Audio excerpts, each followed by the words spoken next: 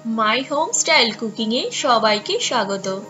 আমি আজকে তৈরি করব অমলেট কারি। এটা খুবই সিম্পল একটা রেসিপি আর এটা খুবই অল্প সময়ের মধ্যে চটপট তৈরি হয়ে যায় আর এটার টেস্টটা অসাধারণ হয়। তাহলে চলুন দেখি এটা বানাতে আমার কি কি উপকরণ লাগবে। এর জন্য আমি এখানে রেখেছি 3টে ডিম, রয়েছে মাঝারি সাইজের একটা টমেটো কুচিয়ে রেখেছি আমি, রয়েছে হাফ কাপ ধনেপাতা কুচি, এখানে আমি রেখেছি একটা মাঝারি সাইজের পেঁয়াজ কুচি আর দুটো কাঁচা পাকা লঙ্কা কুচি করে। এটা আমি অমলেটটা বানানোর সময় ইউজ করব।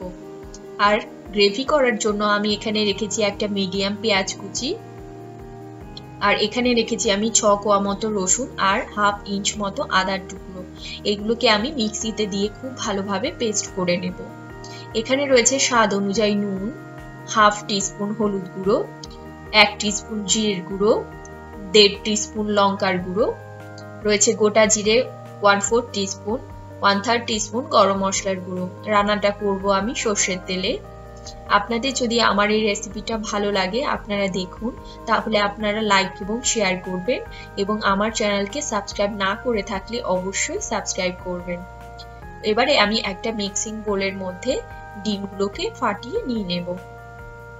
আপনারা চাইলে কিন্তু এটা হাঁসের ডিম দিয়েও করতে পারেন, ওতেও কিন্তু টেস্টটা খুব ভালো হবে। এবারে এর মধ্যে আমি দিয়ে দেব সামান্য একটু নুন আর পেঁয়াজ কুচি আর লঙ্কা কুচি। আপনারা যেরকম ঝাল দিতে চান ওরকম লঙ্কা দেবেন। এবার এটাকে আমি খুব ভালোভাবে ফেটিয়ে নেব যেন নুনটা খুব ভালোভাবে মিশে যায়। এবারে এটাকে আমি প্রথমে অমলেটটা বানিয়ে নেব। এবারে একটা ফ্রাইং প্যানের মধ্যে আমি দিয়ে দেব বেশ খানিকটা সর্ষের তেল। তেলটাকে ভালোভাবে আমি ছড়িয়ে নেব। আমি যেহেতু সর্ষের তেলে রান্নাটা করব তাই কিন্তু আমি অমলেটটাও সর্ষের তেলে করছি।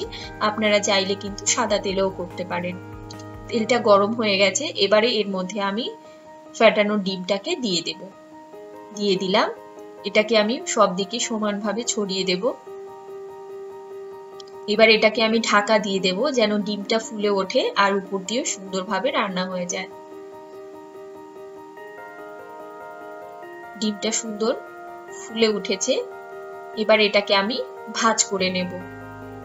একটু সাবধানে ভাঁজ করতে হবে যেন অমলেটটা কোনোভাবে না ছিঁড়ে যায়।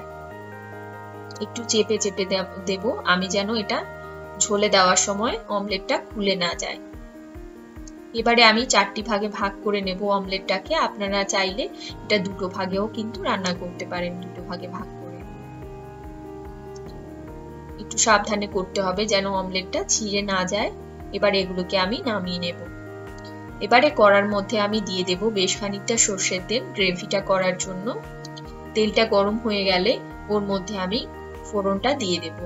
গোটা জিরে ফোড়ন দিয়ে দিলাম।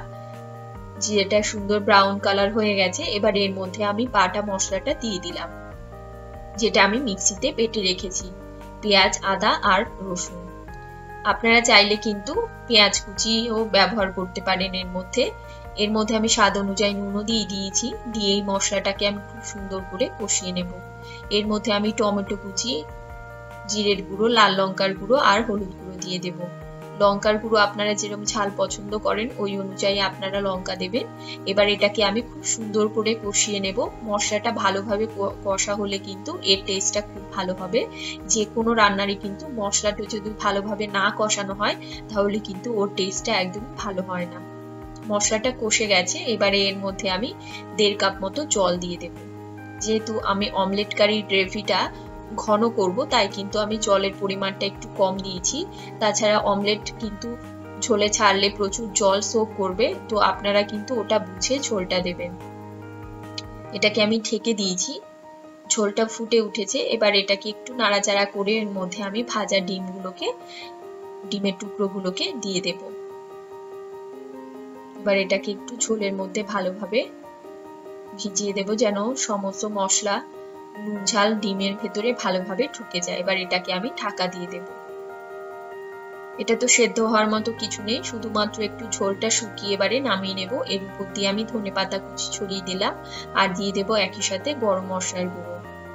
অনেক সময় হয় যে রান্না করার মতো হাতে খুব সময় কম থাকে, ওরকম সময়ের জন্য কিন্তু এই রেসিপিটা একদমই আইডিয়াল।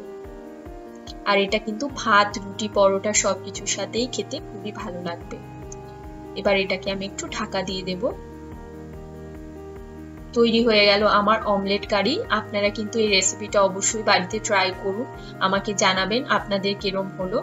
আর এই রেসিপিটা যদি আপনাদের ভালো লেগে থাকে আপনারা লাইক করুন, শেয়ার করুন। আর আপনারা যদি চান যে আমি আরো সুন্দর সুন্দর রেসিপি আপনাদের সাথে শেয়ার করি, তো আপনারা অবশ্যই আমাকে সাবস্ক্রাইব করুন। ভালো খান, সুস্থ থাকুন। আবারও দেখা হবে নতুন একটা রেসিপি নিয়ে।